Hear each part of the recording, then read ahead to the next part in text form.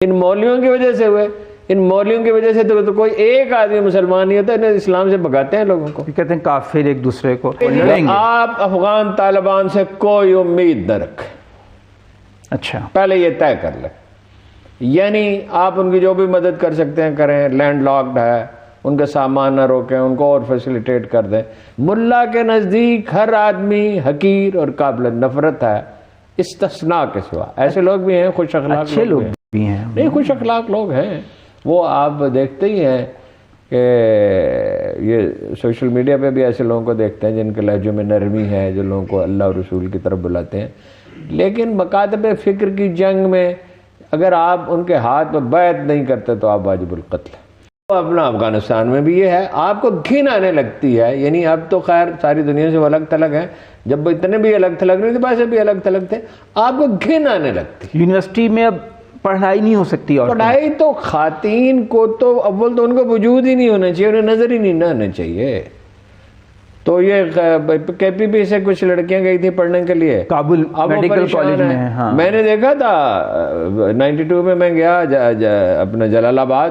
تو بہت سے لڑکے وہاں پڑھ رہے تھے پاکستانی. وہاں سے بھی بچے یہاں پڑھنے کے لیے آتے ہیں. آنا جانا رہتا ہے. تو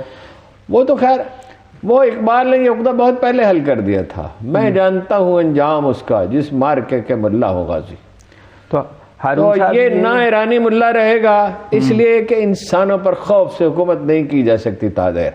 نہ یہ افغانستان میں رہیں گے. خواتین حضرات, گزشتہ تقریباً 2-1 ہفتے سے پورے دنیا کے اندر ایک عجیب و غریب سی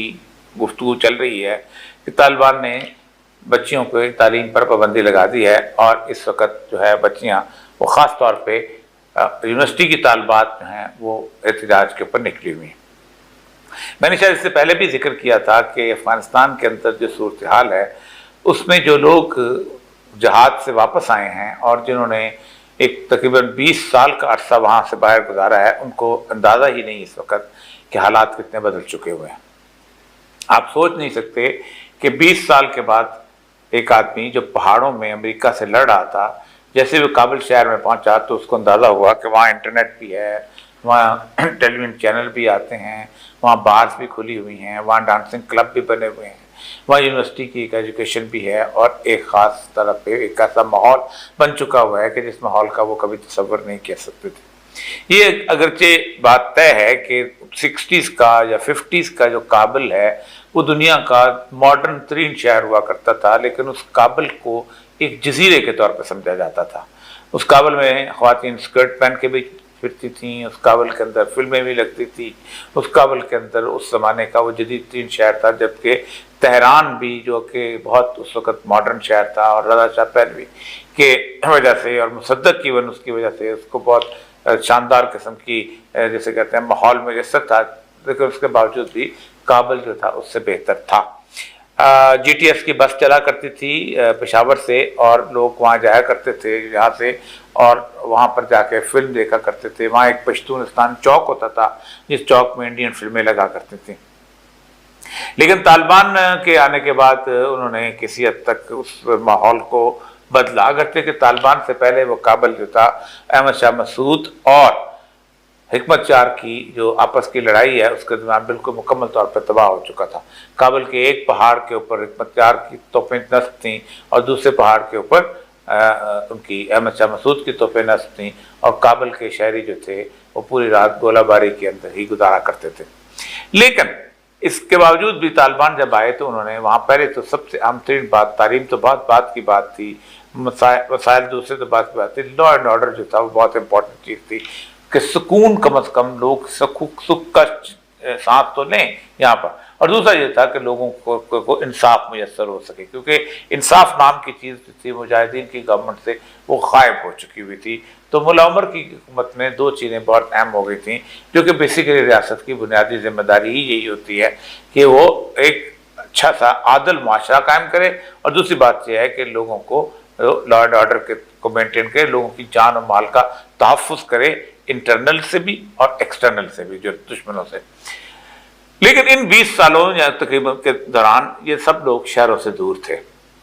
اگر وہ ہیلمند میں بھی تھے تو ہیلمند سے دور تھے، دیہی علاقے میں تھے، کندھار میں بھی تھے تو کندھار سے دور تھے دیہی علاقوں میں، اور اسی طرح اور بہت سارے علاقوں میں، جبکہ ایک واضح فرق جو تھا وہ ان شہری علاقوں میں تھا جہاں امریکہ جو تھا آ کے قابض ہو گیا تھا۔ وہ علاقہ جو شمالی اتحاد کے زیر اثر تھا، اس علاقے کے اندر تو ویسے ہی آزادی اور ایک جسے کہتے ہیں وہ ماحول موجود تھا جو کہ باقی فارسی اسپیکنگ ملکوں کے اندر موجود ہے، جیسے تاجکستان ہے، جیسے ازبکستان ہے یا ایران ہے۔ اگرچہ کہ ایران میں بھی گزشتہ تقریباً 40 سال سے ایک شدت پسندی قسم کی آئی ہے اور زبردستی انہوں نے ان حجاب ڈلوا کے ایک معاشرہ قائم کرنے کی کوشش کی ہے، اور کچھ دنوں سے وہاں پر ایک 2-3 مہینوں سے وہاں پر عورتیں جو ہیں باہر نکل آئیں۔ لیکن طالبان کے اندر 2 گروہ جو تھے وہ بڑے واضح جو تھے وہ ہو گئے تھے۔ جب ملا عمر نے 1994 کے اندر وہ 45 لوگوں کی ایک کیبنٹ بنائی تھی، اور جس نے پھر اس کے بعد آگے جا کے کیبنٹ کا اس کا گروپ بنایا تھا جس نے جواب پا کے پھر افغانستان پہ قبضہ کیا تھا، تو ان میں جلال الدین حقانی جو تھے وہ بھی موجود تھے۔ جلال الدین حقانی کا چونکہ بیسیکلی زیادہ تر عرصہ، زیادہ تر جگہ جو تھی وہ پاکستان میں گزری تھی، اور جلال الدین حقانی کے فالوور بھی وہ تھے کہ جو پاکستان سے ہی تعلق رکھتے تھے، اس یہاں کے مدرسوں میں پڑھے ہوئے تھے، یہیں سے علاقوں میں، اگرچہ کہ تھے تو وہ افغان لیکن جہاں پر پاکستان میں ان کا زیادہ عرصہ گزرا تھا، اور انہوں نے اپنے ارد گرد خواتین کو دیکھا تھا اور ان کی تعلیمی نظام کو بھی دیکھا تھا۔ ان میں وہ ان کو اچھا نہیں سمجھتے تھے کہ مخلوط ہے، لیکن ان کو اتنا پتا تھا کہ عورت تعلیم حاصل کرتی ہے تو کسی نہ کسی طور پر وہ بہتر طور پر اپنے معاشرے میں معاشرتی زندگی گزار سکتی ہے، اور کچھ نہیں تو کم از کم اپنے بچوں کے لیے بہتر جو ہے وہ ماں بننے کے قابل ہو جاتی ہے۔ جبکہ کندھار جو وہ جگہ ہے کہ شروع دن سے کندھار جو تھا وہ ہمیشہ سے ہی جسے کہتے ہیں شدت پسند قسم کی ایک سوچ رکھتے تھے عورتوں کی تعلیم کے بارے میں، اور وہ آج بھی سمجھتے ہیں کہ پرائمری کے بعد، پرائمری کی بڑی مشکل سے بات ہے، پرائمری کے بعد سمجھتے ہیں کہ تعلیم جو ہے وہ بالکل نہیں ہونی چاہیے۔ تو ان شروع میں ان دا بگننگ جب یہ طالبان آئے ہیں تو اس وقت چونکہ سارے مدرسے قائم تھے اور ان کے اندر وہ سارے کے سارے لوگ تو پرائمری تک تو انہوں نے اس کی کہا کہ چلو چلنے دے، اور یونیورسٹی میں چونکہ یونیورسٹی میں اور میڈیکل کالج میں عورتیں پڑھتی تھیں تو ان کو بھی انہوں نے اس کو کہا کہ یہ بھی چلتی رہیں۔ لیکن بیچ کے معاملے کے اندر جو کالج کا معاملہ تھا، یعنی جسے آپ سمجھتے ہیں کہ 6ٹھی کلاس سے لے کے 14ویں یا 12ویں کلاس تک یہ 6-7 سال کا عرصہ تھا، اس کے بارے میں وہ کنفیوز تھے کہ کیا کریں۔ تو یہ طے یہ ہوا تھا کہ ان کے علیحدہ سیپریٹ اسکول اور سیپریٹ اساتذہ جو ہیں ان کا بندوبست کیا جائے تاکہ اس کو ہم علیحدہ جو ہے سیگریگیشن، کیونکہ طالبان میں ایک بات تو طے کر لی تھی کہ انہوں نے اس کو عورتوں کو تعلیم دینی ہے لیکن اس کا ماحول علیحدہ ہو۔ یہ 95, 96, 97, 98 میں بھی انہوں نے طے کیا تھا۔ سیف اللہ پراچا صاحب جو ہیں جو ابھی گوانتانامو بے سے ابھی آخری قیدی کے طور پہ چھوٹ کے آئے ہیں، سیف اللہ پراچا صاحب بھی وہیں اسکول کھولنے گئے تھے۔ معظم بیگ اور اس کی بیوی جو انگلینڈ میں تھی اور پھر گوانتانامو بے چلے گئے تھے، وہ بھی بیوی تو واپس آ گئی تھی، وہ گوانتانامو بے میں قید ہو گئے تھے، وہ بھی وہاں اسکول کھولنے گئے تھے تاکہ عورتوں کے لیے اسکول کھولے جائے اور بنائے جائیں اسکولوں کے جو وہاں پر طالبان کے لیے۔ لیکن اب اس وقت تھوڑی سی صورتحال جو ہے وہ بہت تھوڑی سی ہو گئی ہے کہ اب کندھار کی جو لوگ ہیں انہوں نے خاص طور پہ یہ کہا ہے کہ نہیں، جب تک سیگریگیشن نہیں ہوتی ہم یونیورسٹی کی ایجوکیشن جو ہے وہ بھی الاؤ نہیں کریں گے۔ کابل کا ماحول اب یہ ہو گیا ہے کہ اس ماحول کی وجہ سے، ان کی اس شدت پسندی کی وجہ سے اب عورتوں نے کسی نہ کسی حد تک احتجاجاً اپنے جو حجاب جو ہے چھوڑ دیا۔ کوئی حجاب لینے پہ وہ پابندی اور سختی تو نہیں کرتے، کیونکہ 4 لاکھ جو ان کی فوج ہے، جو افسران ہیں، جو لوگ انہوں نے بھرتی کیے ہوئے یہ وہی ہیں کہ جو کہ اس زمانے کے تھے، جیسے جو امریکہ کے زمانے میں مزاحمت کر رہی ہے اشرف غنی نے بھرتی کی، تو انہوں نے کسی کو نکالا نہیں، کیونکہ سب نے کہا تھا کہ اگر ہم اس حکومت کی نوکری کر سکتے تھے تو ہم آپ کی نوکری بھی کریں گے۔ اس کی ایک بنیادی وجہ یہ ہوئی ہے کہ وہ لوگ جو ہیں اندر سے نہ طالبان کو پسند کرتے ہیں اور نہ پاکستان کو پسند کرتے ہیں۔ یہی وجہ ہے کہ ایک ہی دن میں حکمت یار کے اوپر بھی حملہ ہوتا ہے قاتلانہ، اور ایک ہی دن میں پاکستان کے سفیر پر بھی قاتلانہ حملہ ہوتا ہے، اور ان کو کرنے والے جو ہیں وہ لوگ جو ہیں ان کی سمجھ نہیں آتی کہ کون ہے، کیونکہ وہاں داعش کا اچھا خاصا انفلوئنس جو امریکہ چھوڑ کے آیا تھا۔ میں اس سلسلے کے اندر مولانا تقی عثمانی صاحب کے پاس خاص طور پہ حاضر ہوا تھا، اور میں نے کہا کہ آپ کم از کم دونوں جگہ کے لوگ جو ہیں آپ اپنا جیسے کہتے ہیں مانتے ہیں، جلال الدین حقانی صاحب بھی مانتے ہیں اور طالبان بھی آپ کی عزت کرتے ہیں، تو انہیں کم از کم یہ کہہ دیں کہ فوری اور امیڈیٹ صورتحال کے طور پر بچیوں کی ایجوکیشن کا سیپریٹ بندوبست کریں، کیونکہ اس سے ہوگا یہ کہ ان کی جو انٹرنیشنل ریپوٹیشن ہے بنی ہوئی وہ جو ہے وہ ختم ہو جائے گا۔ مثلا نبی صلی اللہ علیہ وسلم کی حدیث ہے طلب العلم فریضۃ علی کل مسلم و مسلمہ، کہ علم کا حاصل کرنا فرض ہے ہر مسلمان اور مسلمان اور مسلمان عورت پر مرد پر۔ یہ واحد حدیث ہے جس میں آپ نے باقاعدہ علیحدہ ڈفرینشیٹ کیا تاکہ کل کو یہ نہ کہے کہ مسلم کا مطلب یہ لے لے کہ مسلم کا مطلب یہ ہے کہ صرف مسلم مرد، اور سیگے کی بحث میں پڑ جائیں یہ سیگا چونکہ مرد کا ہے تو اس لیے صرف مردوں کو علم حاصل کیا۔ آپ نے باقاعدہ، آپ کو معلوم تھا کہ شدت پسند لوگ آئیں گے تو وہ یہ کریں گے، تو میری طالبان سے بنیادی طور پر یہی گزارش ہے کہ یہ جو ٹیمپرری بین بھی ہے وہ اس کو ختم کر دیا جائے۔ دوسری بات یہ ہے کہ آج شاید ویڈیو آپ دیکھیں تو طالبان کے وزیر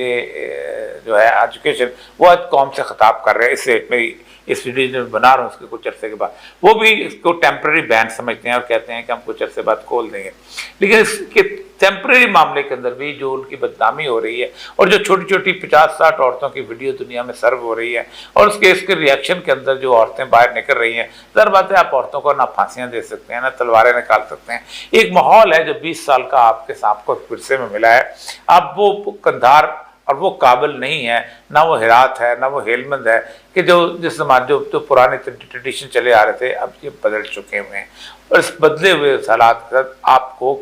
دین کو نافذ کرنے کے لیے بالکل مختلف رویہ اختیار کرنا چاہیے گا۔ اللہ کرے کہ تحقیق اسلامی صاحب جو ہیں ان سے فوری طور پر رابطہ کریں، اور میں نے ان سے کا وعدہ کیا تھا کہ اگر آپ وہاں جانا چاہیں تو میں بھی آپ کے ساتھ جانے کو تیار ہوں، تاکہ ان کو سمجھایا جائے کہ اس چھوٹی سی ایک بدنامی کی بنیاد کے اوپر پوری آپ کی جو ہے موومنٹ جو ہے اس کے اوپر ایک منفی تاثر جو ہے پوری دنیا میں پڑ رہا ہے۔ اللہ تعالیٰ خیر کرے اور افغانستان کی حکومت کو ثابت قدم رکھے۔ وآخر دعوانا الحمدللہ رب العالمین۔